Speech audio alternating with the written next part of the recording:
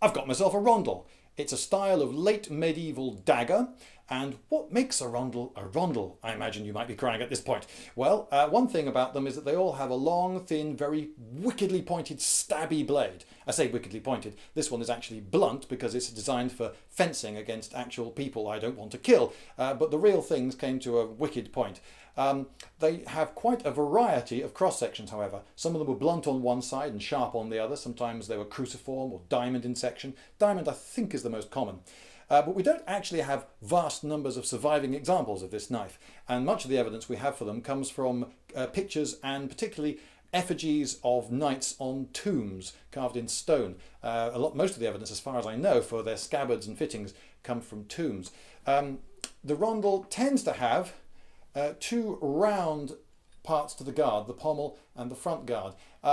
Now in this case you can see that the guard is considerably bigger than the pommel, but sometimes it's the other way around, or sometimes they're the same size, and they're not always so big or so round. This one, as you can see, is wavy.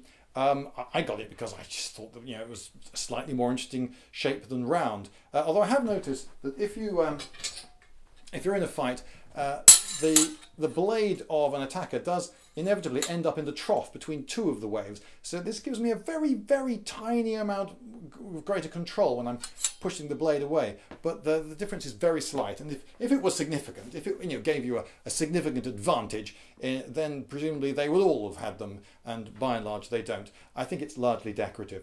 Another thing that is common to pretty much all of them is this flat pommel, which you'll notice is not weighted. It's quite small and flat. It's not a counterweight. It is just a plate for hammering the thing home. Now, my conjecture is that these are designed specifically for dealing with foes in armour. They are late medieval, so they are for dealing in a battle situation with guys wearing a lot of armour. Now, the standard way that you fight with a dagger, at least as I understand it, is that you cut in defence. Oh yeah, come near me and I'll cut you. And then you stab very quickly in attack, because a stab will finish someone off very, very quickly and efficiently. And then you can go on to the next opponent.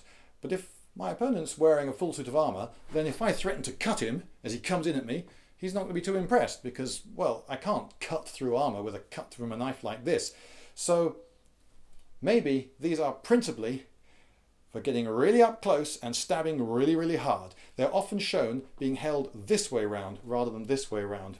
And a reason for that is that if my opponent is in armour, I'm going to want to get very close to him, get a grip, put this somewhere vital, and then punch it home. And that's where this flat plate on the back comes into its own, because then I can really ram it home and through some weak point in his groin or armpit or eye slit or something like that, finish the job. So that'd be quite brutal, quite close and quite nasty. And I think that's what these were for. They are sometimes shown being worn by civilians, but that doesn't really mean all that much. People often will swank around with something, you know, to look cool. By and large, this is a soldier's tool. And it's, like I say, stabby and nasty.